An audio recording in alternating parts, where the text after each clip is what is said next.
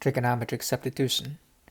Evaluate the integral, the square root of x squared minus 9 over x cubed dx. We see that there is a factor of x squared minus 9, which is of the form x squared minus a squared, where a is 3 in the integrand. So we'll try with trigonometric substitutions. First, we draw a generic right triangle. But if you remember the trigonometric substitution form for x squared minus 9, which is x equals trig function theta, then you can go ahead and set it up. Otherwise, draw a generic right triangle with the angle theta. The expression x squared minus 9 is a part of the Pythagorean theorem, where the hypotenuse is conveniently x and one of the side is 3. This is because the hypotenuse is the longest side in the right triangle. Thus, from this label, we see that cosine of theta is 3 over x. So x is 3 over cosine of theta, or x equals 3 secant theta. This is going to be our trig substitution. But again, if you remember, x squared minus a squared is of the form x equals a secant theta. Next, we will rewrite the integrand in terms of theta with this substitution, x equals 3 secant of theta.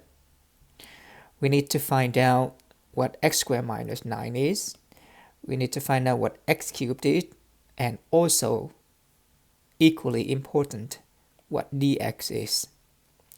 Notice also from the right triangle, we see that the remaining leg is the square root of x squared minus 3 squared, which is x squared minus 9.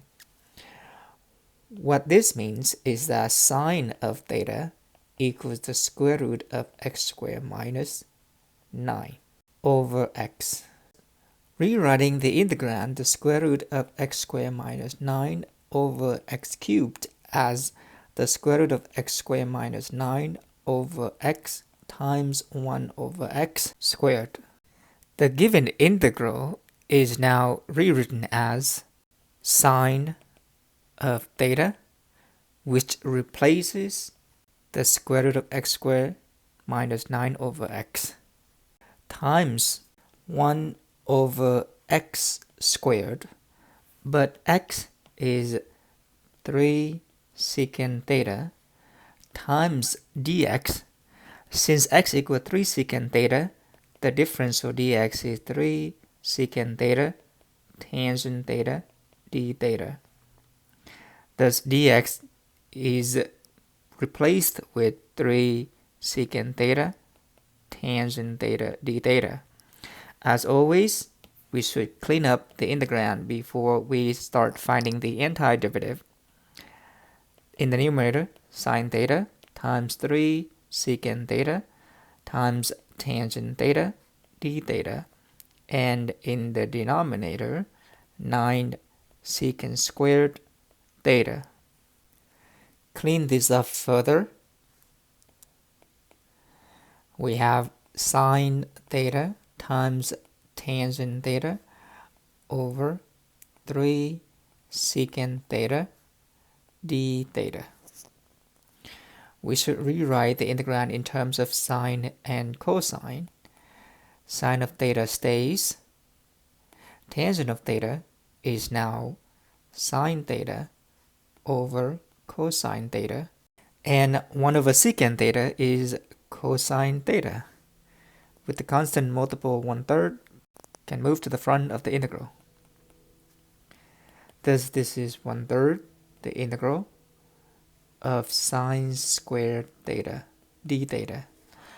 But we know that with an even power of sine, we use the half angle formula to rewrite the integrand. Sine squared theta is 1/2 times the quantity 1 minus cosine of 2 theta. The original given integral is now 1 over 6 times the integral of 1 minus cosine of 2 theta d theta.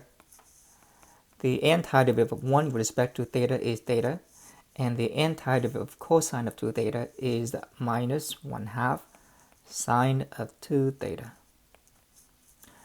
But we still need to rewrite the answer in terms of x because there's no theta in the original given integral. But first, this can be simplified to 1 over 6 theta minus 1 over 12 times 2 sine theta cosine theta, which is the double angle formula for sine theta, or 1 over 6 theta minus 1 over 6 sine theta cosine theta plus an arbitrary constant c. What is the relationship between x and theta? Is what the right triangle that we drew earlier with hypotenuse x. The adjacent to theta is 3, and the opposite is x squared minus 3 squared, or square root of x squared minus 9. Also, x equals 3 secant theta, so secant of theta equals x over 3. Thus, theta is arcsecant or secant inverse of x over 3. From the right triangle, sine of theta is opposite to the angle theta over the hypotenuse, and cosine of theta is adjacent over the hypotenuse. Clean this up a little bit. We have 1 over 6 arcsecant of x over 3 minus the square root of x squared minus 9 over x squared, 2 in the denominator, plus c as the final answer.